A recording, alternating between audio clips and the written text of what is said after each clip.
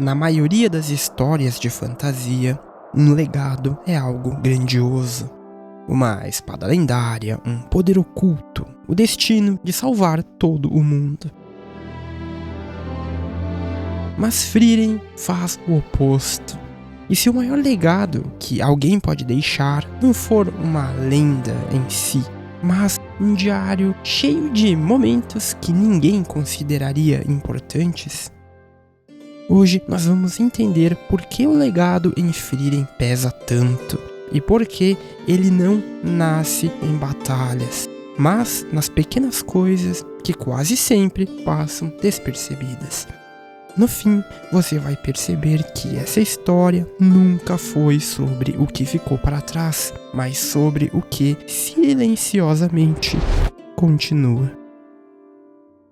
A jornada depois do acordo silencioso continua, mas o tom muda abruptamente. Caminhamos não por florestas serenas, mas pelas cinzas de uma vila devastada por demônios. O responsável por nos guiar por esses escombros é Genau, um mago de elite sobre as ordens de Ciri. E através dele, o anime nos mostra a primeira faceta do nosso tema, o legado como uma prisão. Ciri é quase uma entidade que tem como filosofia que os magos ajam como ferramentas. E Genau, como seu subordinado, personifica essa filosofia. Ele age com uma frieza robótica, executando demônios sem pestanejar, mesmo quando eles usam a imagem de crianças para implorar piedade. Mas a história não fica apenas nisso. Descobrimos que essa vila destruída era o lar dele. Ele está caminhando sobre os corpos de todos que ele conheceu.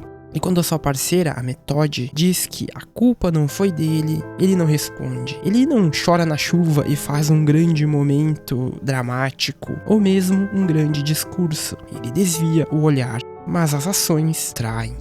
O demônio Revolt, um estrategista poderoso e sádico, sabe que os humanos são presos ao seu passado. Ele supõe que eles se separarão para procurar os demônios e ficar para proteger os cadáveres da vila. E, contrariando toda a lógica fria que o Genau diz seguir, é exatamente isso que ele faz. O legado de Ciri o ensinou a ser uma máquina, mas a sua essência humana o força a proteger as memórias.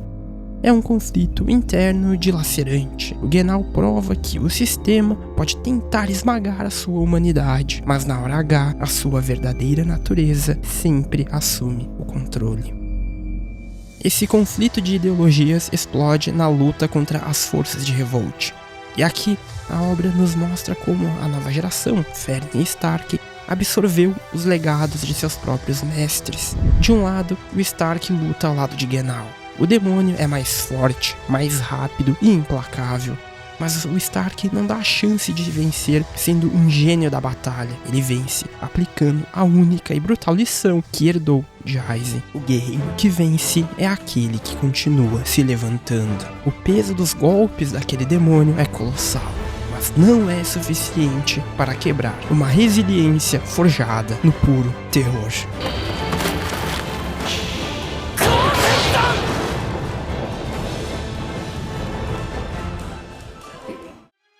Do outro lado, Fern e Methode são encurraladas. Frieren, em um ato clássico de mentoria, não interfere. Ela deixa a Fern resolver. E a resolução dela é a destilação pura da filosofia de Frieren novamente. Ela não entra em um duelo destrutivo de poderes. Com a ajuda da Methode, ela sai da linha de detecção do inimigo, usa a lua como camuflagem e lança os seus poderosos Zoltrak, como uma atiradora de elite.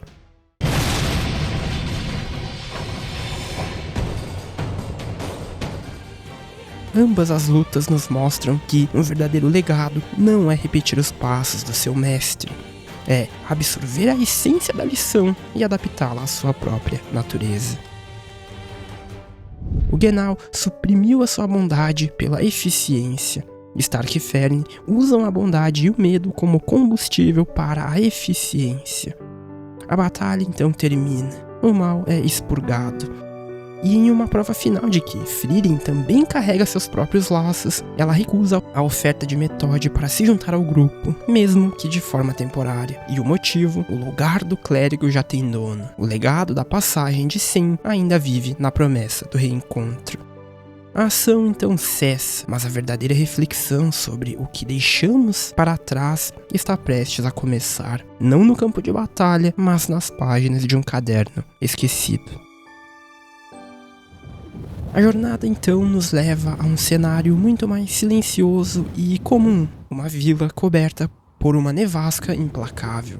O grupo fica preso ali por meses, e vivendo aquele momento, para poder ir embora, uma nova missão aparece, que dessa vez não é sobre derrotar um monstro, mas encontrar um simples caderno de anotações perdido. Para entender o peso desse caderno, o anime nos puxa novamente para o passado. Vemos Frieren e o grupo de heróis ajudando uma vila devastada. Himmel, curiosamente, exige uma recompensa pelo ato de ajuda, mesmo vendo a vila destruída, uma atitude que poderia soar mesquinha, mas quando questionado por Frieren, ele nos entrega uma lição de psicologia profunda e um grande conhecimento do ser humano. Aceitar uma recompensa simples, como um mero caderno em branco, é uma forma de devolver a dignidade àquelas pessoas e garantir que a ajuda foi real. Himmel passa a usar esse caderno para escrever sua biografia. Quando a Frieren finalmente encontra o diário perdido embaixo da estátua, que um diário do grande herói poderia ter? Relatos épicos das batalhas mais difíceis, estratégias para derrotar o Rei Demônio, segredos sobre a magia do norte. Não, o diário do maior herói da humanidade está cheio de banalidades. Ele registrou Frieren lendo grimórios, as conversas fiadas do grupo escalando uma montanha. Nas palavras da própria Frieren,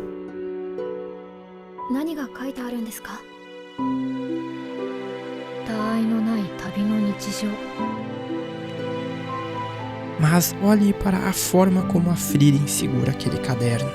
Para Himmel, o herói, a verdadeira glória de sua vida não estava no destino, mas no tempo que ele passou caminhando com seus amigos. E para Frieren no presente, aquele registro trivial não é lixo, é a maior relíquia do mundo, é o peso do verdadeiro legado. O caderno é um pedaço da alma de Himmel, imortalizado no papel. Mas o Himmel sabia que papéis podem ser perdidos, então ele também deixou legados que resistiriam ao passar do tempo. A peregrinação avança até nos encontrarmos com a história do anão Geren. Séculos atrás, o grupo de heróis financiou a construção de uma ponte em um cânion perigoso. Uma ponte que, se existisse antes, poderia ter salvo o vilarejo do velho anão. O ato em si é nobre, proteger as gerações futuras. Mas há um conflito temporal aqui. O Himmel dá as economias do grupo para financiar a ponte. Então ele é questionado, uma vez que a construção vai demorar séculos, e como ele é um humano, ele estará morto muito antes de ver essa ponte pronta. Então, por que se importar? A resposta do Himmel não precisa de um grande discurso, ele apenas olha para Frieren. Ele diz que a ponte é para ela, e de que ele deve se certificar que ela dure por mais 1000 anos. O Himmel não estava construindo um momento para ser lembrado em vida. Ele estava construindo um caminho seguro para a mulher que amava trilhar quando ele já fosse poeira.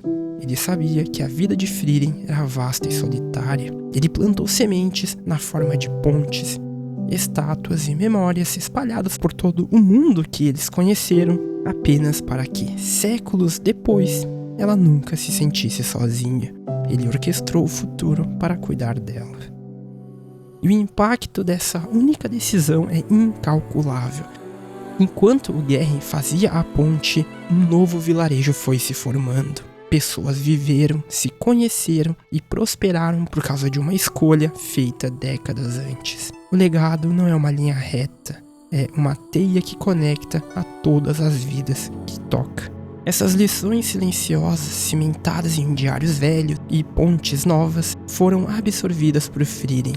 A maga indiferente tornou-se, sem perceber, o maior receptáculo da bondade de Himmel. Agora, se aprofundando mais nas terras hostis do norte, essa bondade precisa ser passada adiante. Chegamos ao último elo dessa corrente, o momento em que a semente que o Himmel plantou há quase 100 anos finalmente floresce nas palavras de uma jovem aprendiz de magia. Já no extremo norte, a missão parece mundana, limpar um vale de cristais raros. A batalha que se segue é mais um teste vencido. Vemos a coragem de Stark e o poder bruto de Ferny a aniquilarem a grande besta. Mas quando uma horda ainda maior ameaça sobrecarregá-los, a salvação vem de um lugar inesperado. O grupo de cavaleiros a serviço dos mercadores que Frieren havia ajudado no passado, quando ela ajuda a encontrar o veio de prata, surge para retribuir o favor. O passado volta para proteger o presente. Ao amanhecer, a vista do Vale dos Cristais é de tirar o fôlego, mas a realidade é fria, porque o local será minerado e destruído. No entanto, o contratante revela que irá preservar aquela área, e o motivo, anos atrás, a beleza inútil daquela vista o inspirou a se tornar o homem que é hoje. Novamente, a obra nos esfrega na cara. A beleza e os momentos triviais têm o poder de moldar destinos inteiros. Todo esse acúmulo de favores, memórias e decisões inspiradas converge para uma conversa silenciosa entre Ferny e Stark. Stark, refletindo sobre a jornada, lembra da lição de Himmel, que Frieren falou logo no começo. Stark, 北部高原が故郷の人だってたくさんいるんだよ。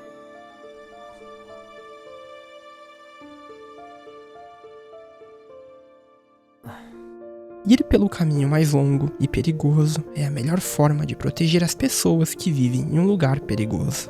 Ele está satisfeito por ter seguido esse conselho. E então o Stark faz a pergunta que ancora toda essa temporada. Ele pergunta a Ferny por que, logo no início da jornada, quando ele aparentava ser apenas um garoto medroso e covarde, tremendo diante de um dragão, ela não o desprezou. Nós sabemos que a Ferny é implacável e que naquele momento da história ela não tinha sentimentos pelo Stark. Então, por que ela teve tanta compaixão com ele? E a resposta de Ferny é a razão desse vídeo e de toda essa obra existir. Ela diz: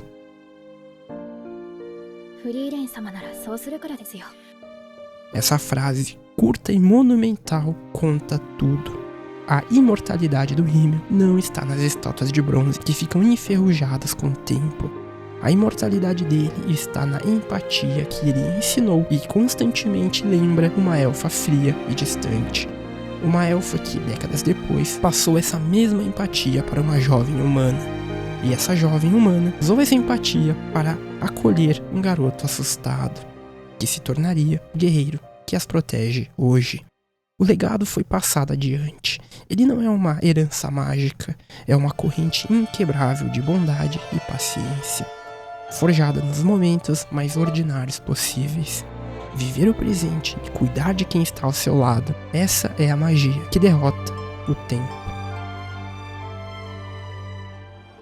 Nossa jornada de análise por essa magnífica temporada termina aqui, mas a viagem ao norte continua trazendo o som de batalhas iminentes. O anime termina com o último vislumbre do futuro. O velho mago Denken marcha em direção a um embate lendário contra um dos grandes sábios da destruição, Mati de Eldorado, a Terra do Ouro. Uma batalha que promete transcender a magia e mergulhar ainda mais fundo nas maldições da memória e do tempo. O palco para o próximo grande arco já está montado e com certeza nós estaremos aqui para decifrá-lo. Esse foi o vídeo da Sala Branca de hoje. Eu espero que tenham gostado e até a próxima.